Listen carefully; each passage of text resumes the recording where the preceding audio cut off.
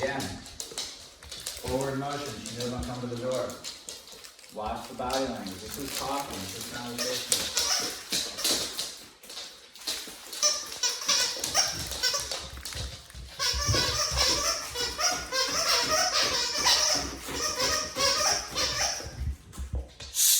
Enough. Good boy. Okay. Pause. Boom. Open the door. Wham. Looking out. These are bad signs. These are. I have this very controlled. This room is pretty much under my control, and I'm testing.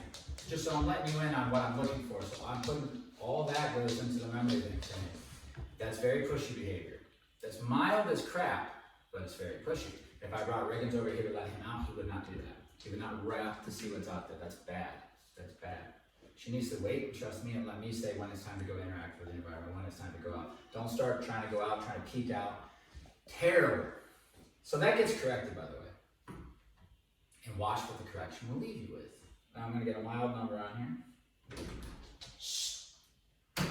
Good. I just disagreed with her trying to take the initiative. Try to lead her own behaviors, try to just react to the situation. I want her to watch the situation and wait until I tell her it's time.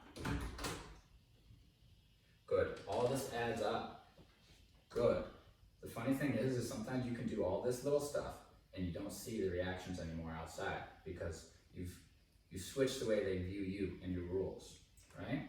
So it's not uncommon that we don't see the stuff that the owners see. Because we just seen that little thing. We said, well, wait, you're not even supposed to do that, let alone bite a dog or bark or whine. You can't even do that. You see dogs start to really understand that they need to hold back, watch you, wait for your interaction to tell them what to do next. And that's the big shift. Good. Come on, break it. Good girl.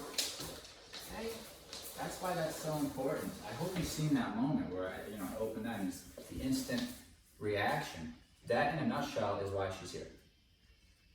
That's why she's whining on walks. That's why she's not listening to her commands.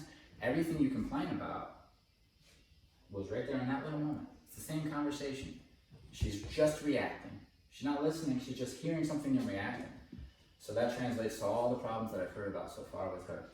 So that right there, for me, from a behavioralist standpoint, from a trainer standpoint, that's where I focus. Focus on those conversations when they come up. When is she just reacting to things? When is she being pushy? And when is she stopping, watching, and waiting for me to interact with her and tell her what to do? Okay? Believe it or not, I mean, that's the solution. It's just to switch the way she thinks about myself, you, and the environment. When she takes a back seat and she accepts that she's not driving the car anymore, and she's just going to allow you to take her where you go, and she enjoys being the follower, she accepts being the follower, then everything else goes away. It's just how it is. Okay? Break it. Come on. Yes. Yes. So commands aren't enough. Like, commands are a language. Good. It's a common language, so I can say sit, and she understands what that means. And down and recall. But that's like learning the alphabet and thinking that, like, you just taught your toddler the alphabet, and now you think you raised them. So you're like, well, you're ready to go out into the world. You taught them how to understand what you're saying. You still got to raise them. You then got to use the training to then disagree with behaviors that you don't like, and then say, do one of these training things instead, so that we can raise them properly. So it's not just getting your dog trained, it's getting your dogs trained, right? And then raising them using the training. Okay? People think it's just teaching the commands and then magically they're good. It's not how it works. Good.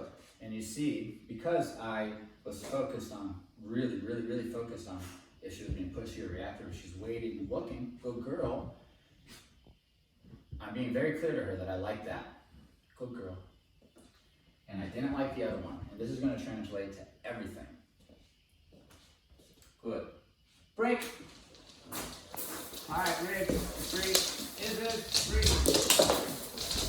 Head out here.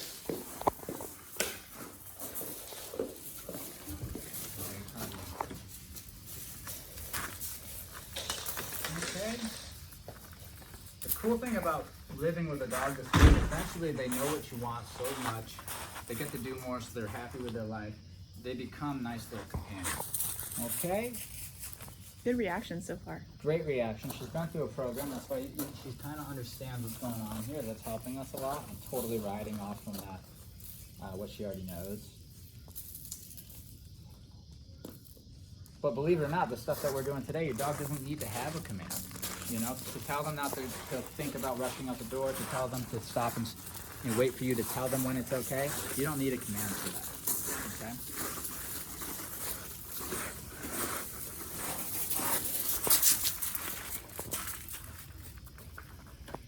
Okay, so far, very nice introduction. Right here, watch. I'm not going to tell her, but she should assume. If she's thinking. This radio's loud, I'm going to turn it off real quick.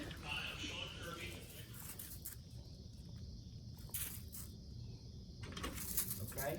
Girl, honey. I know you're a good one. I know. Alright? Okay. Izzy's here to actually do the bad behaviors for something. It's true, we let her make, we let her have some bad habits just so she can help us teach the other dogs good habits.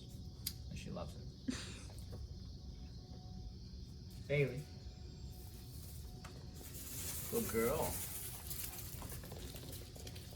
Very nice.